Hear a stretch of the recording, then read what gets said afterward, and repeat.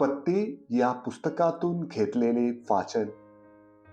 परमेश्वराने अब्रामास सांगितले, तू आपला देश, आपले नातेवाईक व आपल्या बापाचे घर सोडून मी दाखवीन त्या देशात जा. मी तुझ्यापासून मोठे राष्ट्र निर्माण करीन. मी तुला आशीर्वाद देईन. तुझे नाव मोठे करीन. तू आशीर्वाद होशील. तुझे जे अनिष्ट चिंतितील त्यांचे मी अनिष्ट करीन. तुझ्याद्वारे पृथ्वीवरील सर्व कुळे आशीर्वादित होतील. परमेश्वराच्या आज्ञेप्रमाणे अब्राम निघून गेला. प्रभूचा शब्द. देवाला धन्यवाद.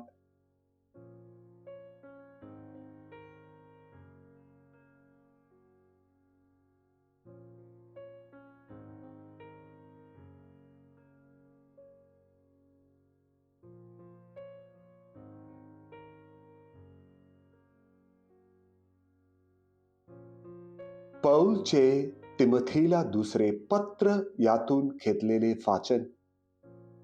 आपल्या प्रभू विषयीच्या साक्षीची आणि मी जो त्याचा बंदिवान, त्या माझी तू लाज धरू नये, तर देवाच्या सामर्थ्याच्या परिणामाने शुभवर्तमानासाठी माझ्या बरोबर दुःख सोसावे.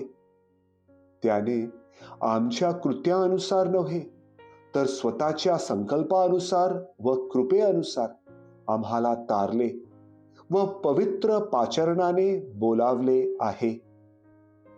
ही कृपा युगाच्या काळापूर्वी ख्रिस्त येशूच्या ठायी आम्हावर करण्यात आली होती. ती आता आपला तारणारा ख्रिस्त येशू याच्या प्रकट होण्याने दृश्यमान झाली आहे. त्याने मरण नाहीसे केले आणि शुभ वर्तमानाद्वारे जीवन व अविनाशिताही प्रकाशित केली आहेत. प्रभूचा शब्द. देवाला धन्यवाद.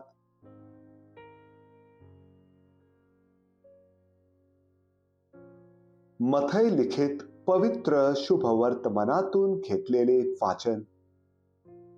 6 दिवसानंतर येशूने पेत्र, याकोब व त्याचा भाऊ योहान यांना आपणाबरोबर एका उंच डोंगरावर एकांती नेले. तेव्हा त्याचे रूप त्यांच्या देखत पालटले.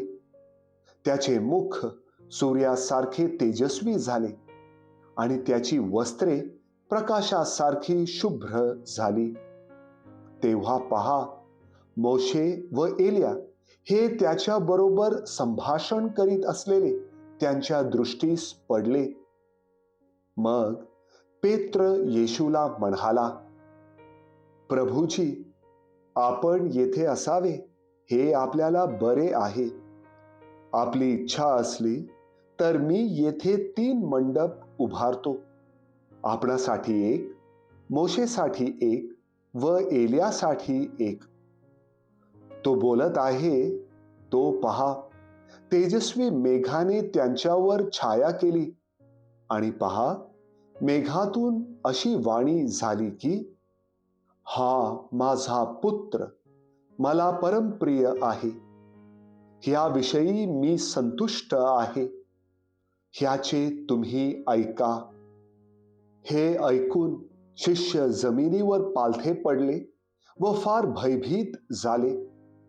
तेव्हा येशूने जवळ येऊन त्यांना स्पर्श करून म्हटले, उठा, भिवू नका.